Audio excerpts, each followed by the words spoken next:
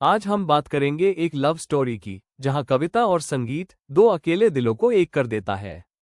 कहानी की शुरुआत में देखते हैं कि वाणी बत्रा की जिंदगी का बहुत खास दिन होता है, उसकी शादी। लेकिन उसी दिन उसका मंगेतर उसे अचानक छोड़कर चला गया, बिना कोई वजह बताए। वाणी टूट गई। उसने कविता लिखनी छोड़ दी, लोगों से मिलना बंद कर दिया। अब वो बस खामोशी में जी रही थी। जहां एक ओर वाणी चुप थी, वहीं शहर के दूसरे कोने में था कृष कपूर, एक सफल संगीतकार, पर अंदर से गुस्से और दर्द से भरा हुआ। बचपन के जख्मों और अकेलेपन ने उसे चिड़चिड़ा बना दिया था। वो जल्दी गुस्सा कर बैठता था, सबसे उलझ जाता था। अब कृष अपने संगीत में सच्चे शब्दों की तलाश में था। एक दिन संयोग से उसे एक पुरानी डायरी मिलती है, जिसमें दर्द से भरी कविताएं थीं। ये डायरी वाणी की होती है। कविताएं पढ़ते वक्त कृष का मन शांत हो जाता है। पहली बार उसे लगता है कि कोई है जो उसकी तरह टूटा हुआ है। और यहीं से वो तय करता है, जिसने ये कविताएं लिखी हैं, वो मेरी धुन को दिशा दे सकती है। मुझे उस लड़की से मिलना है। कृष वाणी को कहता है, तुम्हारे शब्द केवल कविता नहीं, ये एहसास है जो मेरी धुनों में सांस ले सकते हैं। काफी सोचने के बाद वो तैयार हो जाती है कि दोनों मिलकर एक गीत बनाएंगे।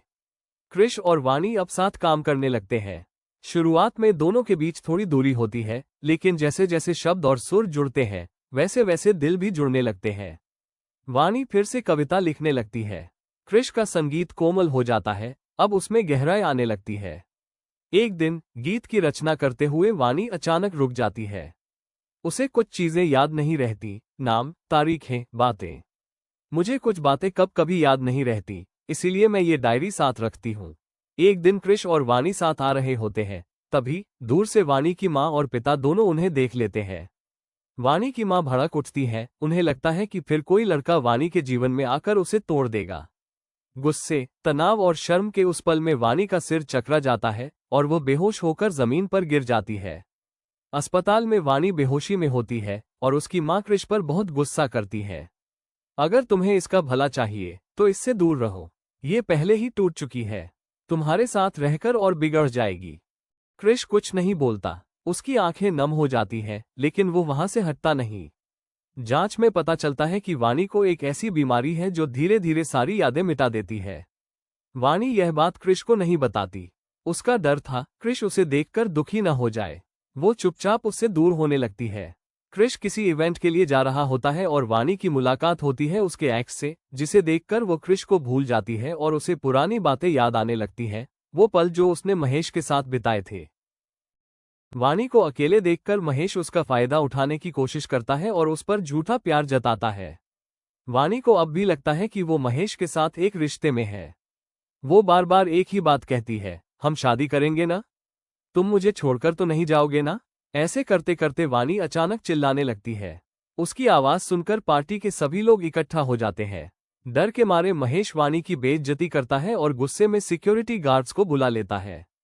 तभी महेश की पत्नी भी वहां आ जाती है और गुस्से में पूछती है, ये कौन है? महेश सबके सामने वाणी की बेइज्जती करते हुए कहता है, ये मेरी एम्प्लॉय थी, इसे मैंने नौकरी से निकाल दिया था, इसलिए अब ये इस तरह की अजीब बातें कर रही है। ये सब सुनकर वाणी की आंखों से आंसू निकल आते हैं। वो चुपचाप वहां से बाहर चली जाती है और अपना बैग वहीं भूल जाती है। कृष फ्लाइट में चढ़ने से पहले वाणी को कॉल करता है, लेकिन उसका फोन कोई सिक्योरिटी गार्ड उठाता है।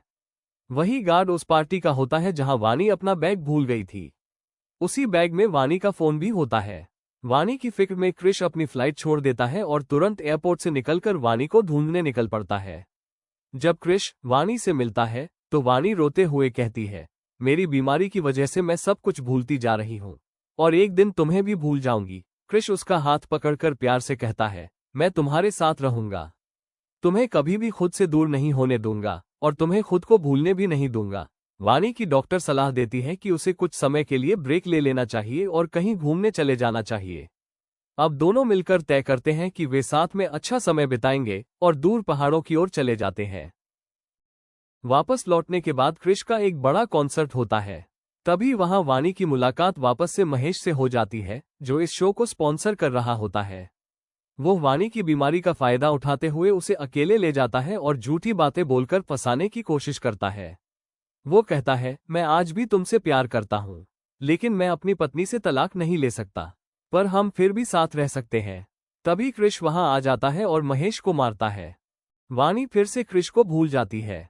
उसके हाथ में चाकू होता है और वो चिल्लाती है, मैं तुम्हें मार दूंगी अगर तुम आगे बढ़े तो। क्रिश हल्के से आगे बढ़ता है तो वाणी उसके हाथ में चाकू मार देती है और वहां से भाग जाती है। अब क्रिश के दोस्त उसे समझाते हैं, वाणी का साथ छोड़ दो, अब तुम्हें अपने करियर पर ध्यान देना चाहिए। लेकिन क्रिश कहता है, मैं आज जो भी हूँ वाणी के प्यार की वजह से हूँ। अब हम देखते हैं कि वाणी लापता हो चुकी होती है और उसका परिवार पुलिस में रिपोर्ट दर्ज करवा देता है। काफी समय बीत जाता है और वाणी का कोई पता नहीं चलता। लेकिन क्रिश हार नहीं मानता। क्रिश बेसब्री से वाणी को हर जगह ढूंढता है। वो गलियों में, अस्पतालों में, पुराने ठिकानों पर हर जगह जाता है जहां कभी वाणी गई थी। वाणी कहीं नहीं मिलती। दिन बीत जाते हैं, फिर हफ्ते, फिर कई महीने गुजर जाते हैं, लेकिन वाणी का कोई सुराग नहीं मिलता। क्रिश अब एक जाना माना कलाकार बन चुका होता है। हर मंच पर उसका नाम गूंजता है, पर उसके अंदर एक सूनापन होता है, वाणी का ना होना। वो वाणी को हर जगह ढूंढता है और एक दिन उसे वाणी की डायरी मिल जाती है जिसमें वाणी ने एक गीत लिखा होता है, सैयारा। अब क्रिश तय कर लेता है वो इस गाने को गाएगा और जहां भी वाणी होगी वहां तक ये पहुंचा देगा। क्रिश काफी प्रसिद्ध हो चुका होता है, लेकिन अंदर ही अंदर उसे हमेशा वाणी की कमी महसूस होती है। क्रिश अपने दोस्तों के साथ मिलकर सैयारा गाना बनाता है। वो गाना वायरल हो जाता है, रेडियो, टीवी, सोशल मीडिया, हर जगह बस उसी की चर्चा होती है। अब क्रिश और भी मशहूर हो गया है, लेकिन उसका दिल अब भी वाणी को ढूंढ रहा है। एक दिन उसे एक कॉल आता है, कोई बताता है कि वाणी पहाड़ों में एक आश्रम में रह रही है। ये सुनकर क्रिश की आंखों में चमक आ जाती है। वो सब कुछ छोड़कर भागता है सिर्फ वाणी से मिलने। आश्रम पहुंचकर वो देखता है वाणी अकेली बैठी है, कुछ लिख रही है। उसे देखकर क्रिश की आंखें भर आती हैं, लेकिन वाणी उसकी तरफ देखकर सिर्फ इतना कहती है, आप कौन? क्रिश का दिल थोड़ा टूटता है, लेकिन वो मुस्कराता है। वो कहता है, मैं एक सिंगर हूँ और शायद तुम्हारी एक पुरानी याद। फिर वो वाणी को धीरे धीरे उसकी भूली हुई यादें याद दिलाने लगता है, उनकी मुलाकातें, उनकी बातें, उनका वादा और सैयारा। वाणी की आंखों में हलचल होती है और फिर एक पल में सब लौट आता है। वो खड़े होकर चिल्लाती है, I love you Krish. Krish मुस्कुराता है, उसे हमेशा यकीन था कि वाणी की यादें जरूर लौटेगी। अब क्रिश वाणी को शहर वापस ले आता है और फिर एक खास दिन जब हजारों लोग उसके कॉन्सर्ट में मौजूद होते हैं, वो वाणी का हाथ पकड़कर उसे मंच पर लाता है। वो कहता है, जिस गाने से मेरी आवाज तुम तक पहुंची, आज उस गाने को तुम्हारे साथ पूरा करना चाहता हूं। सबके सामने हजारों की भीड़ तालियों से गूंज उठती है। वाणी मुस्कराती है और दोनों साथ में गाते हैं। प्यार की अधूरी कहानी अब पूरी हो चुकी होती है। अगर आपको ये कहानी पसंद आई हो तो चैनल को सब्सक्राइब करना न भूलें और ऐसे ही शॉर्ट में फिल्मी कहानियां देखने के लिए जुड़े रहिए सिर्फ मूवीज एक्सप्लेन्ड इन शॉर्ट के साथ।